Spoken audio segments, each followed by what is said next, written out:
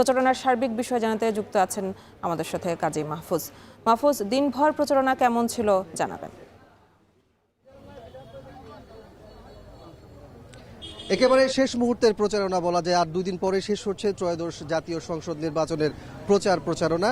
এর মধ্যে আমরা দেখছি যে সকাল থেকে একদম রাত অবধি প্রার্থীরা ভোটারদের কাছে যাচ্ছেন, দিচ্ছেন উন্নয়নের বিভিন্ন প্রতিশ্রুতি। কোনোভাবেই তারা আসলে সময় নষ্ট করতে চাচ্ছেন না। যে সময়টি এই মুহূর্তে রয়েছে সেটি তারা পুরোপুরি কাজে লাগাতে চান। আমরা দেখেছি আসরের নামাজের পরপরই চট্টগ্রামের 9 সংসদীয় আসন, এটি মূলত শিক্ষা এবং চিকিৎসা জোন হিসেবে পরিচিত।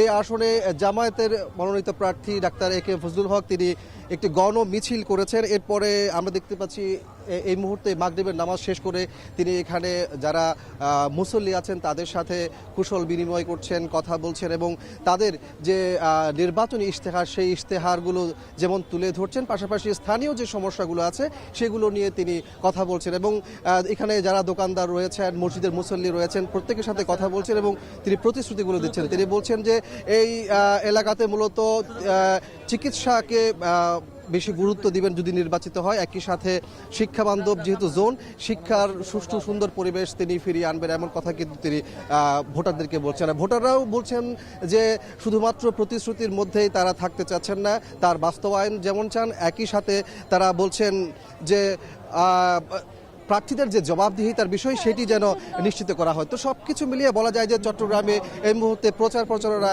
জমে উঠেছে এবং প্রার্থীরা ভোটারদের কাছে তাদের নির্বাচনী প্রতিশ্রুতিগুলো নিয়ে যাচ্ছেন এবং তাদের কাছ থেকে ভোট প্রার্থনা করছেন। তো সবকিছু মিলিয়ে আমার কাছে ছিল চট্টগ্রামের আজকের 9 সংসদীয় আসনের প্রচারণার জামাতের প্রার্থীর সর্বশেষ প্রচারণার খবর। চট্টগ্রামের নির্বাচনী প্রচারণার খবর জানাচ্ছিলেন কাজী মাহফুজ।